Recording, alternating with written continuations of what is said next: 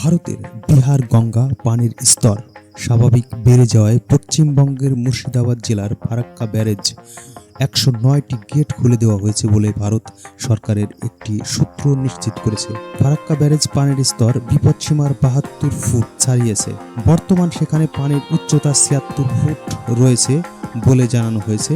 তবে ফারাক্কা গেট খোলার জন্য এখনই বন্যা পরিস্থিতি তৈরি হয়নি বা আদৌ হবে কিনা তা বলা যাচ্ছে না, কারণ নিয়ন্ত্রিতভাবে 109টি গেট থেকে পানি ছাড়া হচ্ছে। ভারত সরকারের ওই সূত্রে আজ সোমবার প্রথম আলোকে বলেন, এখানে নিয়ন্ত্রিত কথার অর্থ সব গেট একই উচ্চতায় খোলা হয়নি।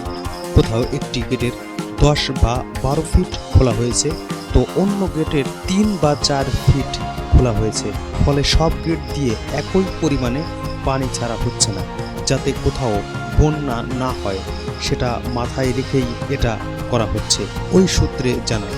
24শে আগস্ট ফারাক্কার গেটগুলো খুলে দেওয়ার পর পানি ছাড়া শুরু হয়।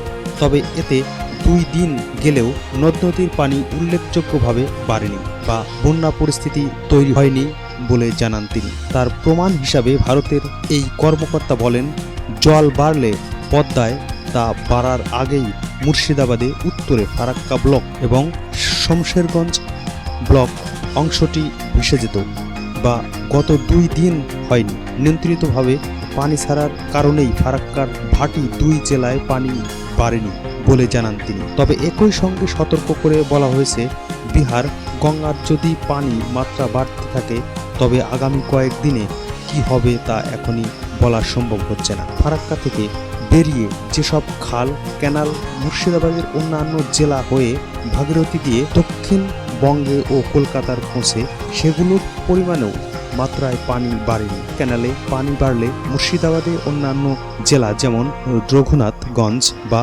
সুতিতে তা প্রবেশ করত, যা এখনও করেনি।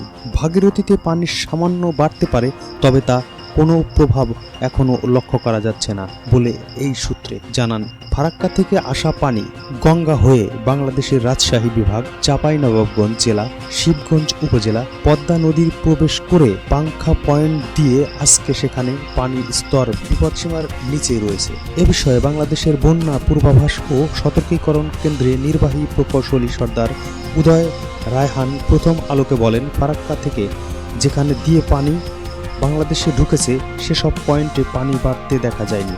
তবে খুলনা ও বরিশালে বৃষ্টি বেড়ে নদ নদীর পানি বৃদ্ধি পেতে পারে বলে আবহাওয়ার পূর্বাভাস থেকে জানা গেছে। ফারাক্কা থেকে যে পানি আসে তা পশ্চিমবঙ্গে গঙ্গা হয়ে বাংলাদেশের রাজশাহী বিভাগের চাঁপাইনবাবগঞ্জ জেলার শিবগঞ্জ উপজেলার পদ্মা নদীতে প্রবেশ করে। পাংখা পয়েন্ট দিয়ে বন্যা পূর্বাভাস ও সতর্কীকরণ কেন্দ্রের তথ্য অনুযায়ী আজ ওই পয়েন্টে পানির স্তর 20.5 বা বিপদসীমার 22.5 নিচেই রয়েছে। সূত্র প্রথম আলো।